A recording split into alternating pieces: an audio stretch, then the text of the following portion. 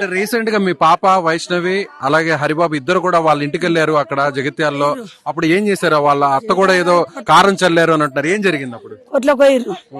అయితే మాలుడి ఏమన్నాడు, అత్తమ్మ నా 10 లక్షలు గుంజుకున్నది, మా అమ్మ 10 తులాల బంగారం గుంజుకున్నది, ఇల్లు తీసుకుంటుంది, నా పిల్లని తోలుకొని అడిగి అత్త అంటే ఇల్లు ఇత్తంటుంది, అన్ని తీర్లు ఇత్తంటుంది, నా పిల్లని తోలుకొని పోతున్నాడు. సరే పోరి అన్న, పోరి కానీ నా బిడ్డను బతికించుకోర్రి, నా బిడ్డను కొట్టకూరు, తిట్టకూరు, సంపకూరు, మీకు ఎంబెల్లు తెలుసు అంటారు, గుండగాలు తెలుసు అంటారు, నా బిడ్డకి ఏమైనా అయితే మరి అది ఉండదన్న. సరే అని పోయిర్రు. అమ్మ సామాన్ అంతా వేరే రూమ్ లో పెట్టుకొని సామాన్లు మీ సామాన్ పెట్టుకుంటామన్నారు.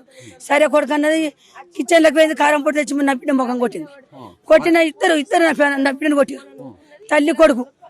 కొడుకు కూడా, మీ అల్లుడు కూడా దాన్ని అంచిర్రు, కిందికి అంచిర్రు, కిందికి కారం పొడి కొట్టి కిందికి అంచిర్రు. దానికి ఏం ఏర్పడుతుంది? గుద్ది మీద గుద్ది 50 గుద్ది లేచినాక త్వరగా పట్టుకుని ఎడుతుండు. నా పిల్లని ఒక్కతి కొడితే కానీ దెబ్బలు జరుగుతాయా? ఒక్కతి కొడితే సరే అని బిడ్డ ఏడ్చుకుని ఇంటికి వచ్చింది. అమ్మ గిట్ల జరిగిందని.